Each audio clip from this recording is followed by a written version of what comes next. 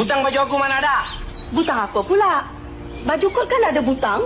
Butang baju Melayu dah. Dah tua pun bodoh. Abang ni tak pernah pakai baju Melayu. Dah pakai pula. Nak mana bang? Aku nak pergi ke majlis orang kahwin. Butang baju aku mana? Kan selalu abang pakai baju kot pergi rumah kahwin. Ini kenapa pakai baju Melayu? Masalah ke pakai baju ini? Ini baju kebangsaan tau. Butang baju aku mana, Pak? Salah tu tak salah. Tahu tipa, orang yang pakai baju semacam ini, orang pula yang nak kahwin. Pak, apa dah kau cakap ni?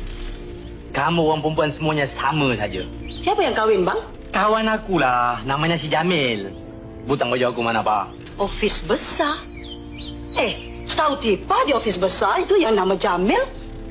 Abang saja seorang lah. Jangan-jangan abang ni nak kahwin tak?